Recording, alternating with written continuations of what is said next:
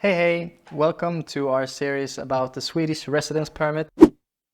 In this series, we will cover the basics of your Swedish Residence Permit, the financial requirements, health insurance, how to apply, and a residence permit for after your studies. And in this first video, we will be covering what is a residence permit, the key requirements, when to apply, the validity period, and an overview of the application process. So let's get started on the basics of your Swedish residence permit. First off, what is a Swedish residence permit? In essence, it's a document that allows you as an international student to come and live and study in Sweden. And if you're planning to stay more than 3 months, this permit is a must and you have to receive it before you come here. Now, what do you need to secure this golden ticket? First of all, you need a valid passport.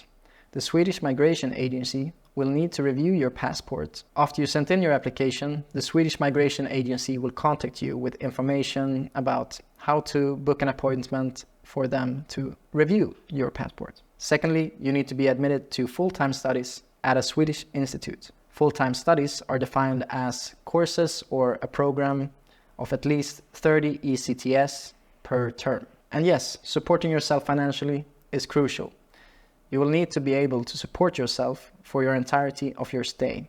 And if you're planning to stay in Sweden for less than a year, you will need to have comprehensive health insurance for your entirety of your stay. Lastly, you have to pay in full the first installment of your tuition fee or have a scholarship that covers this. Now, when should you apply for your residence permit? The golden rule here is that whenever you are admitted to your studies in Sweden and you have paid your first installment of the tuition fee, you should try to apply for your residence permit as soon as possible. Wondering how long your residence permit is valid? Well, it's all tied to the length of your study program. So, if you're admitted for studies this autumn, you can apply for a permit starting from 1st of August. For programs spanning more than 1 year, your first residence permit can be up to 13 months. And if you're currently in Sweden and studying, you can extend this permit. You must apply for an extension of your permit before your current permit is expired.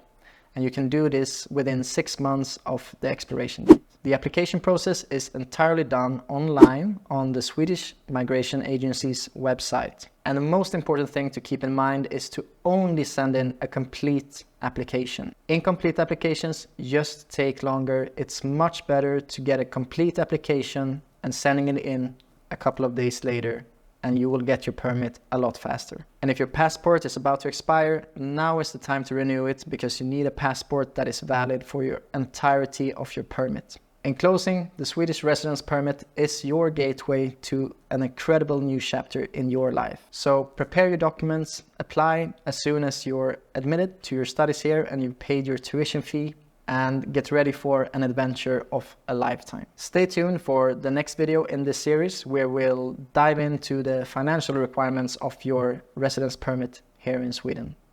Until then,